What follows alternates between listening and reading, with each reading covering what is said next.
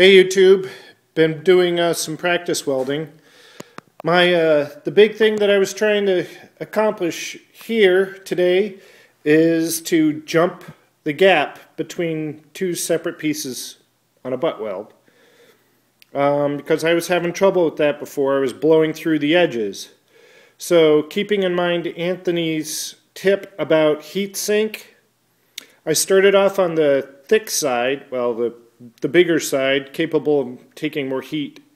Started a little away from the edge, got the basically the puddle going, then I jumped the gap, and then dragged the puddle back over. So it was like bzz, hop, bzz, drag, bzz, hop, bzz, drag.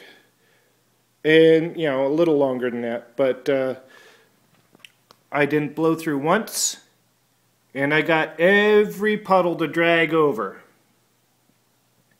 It's ugly, and I think it goes through. I mean, looking at the heat ring or whatever, let's take a look.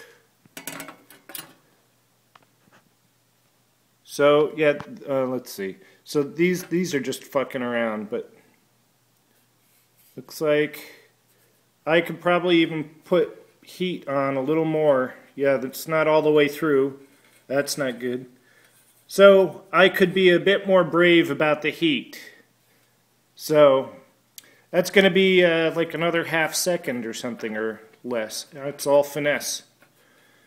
Learning as I go, but, you know, solve the problem there. Well, not solved it, but I'm learning. So settings on the welder are, well, you can't see where it's aimed at, but A and 4.5. Shocker, just like the chart says. So,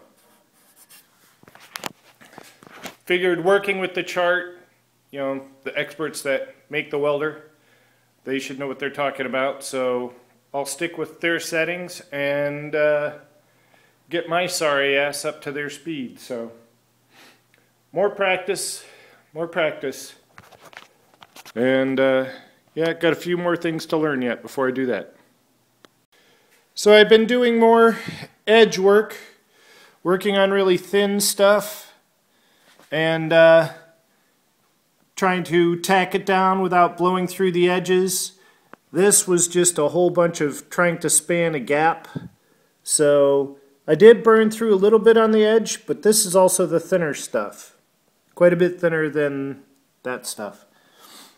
And I've also been trying to go through and fix my mistakes in earlier welds. Like where I'd blown through, I was trying to close off the hole, so those are ugly, and I'm getting there. That's a whole lot more puddle finessing. Sort of like what I've been doing is I'll build up a little pile of material. I won't let it cool all the way off. I'll let it have some heat, and then I'll build up some material on the other side, just, you know, tack, tack, tack. So I'm not going to blow through it, but I'm like putting a puddle there to work with, and then I'll try to bridge the gap. And lots of metal in there. It's really ugly, be a lot of grinding work, but I think it's getting the job done. I wouldn't do it on the car now, but working on it. So, yep, practice, practice, practice. Took today off from work so I can freaking put a lot of time in on this. So, getting there. Now I have to make up some more metal bits for me to use. So, here's my little rolly seat. So that big ass chunk of 1/4-inch steel in the frame, bed rail, reinforcing corners, and the casters are welded underneath.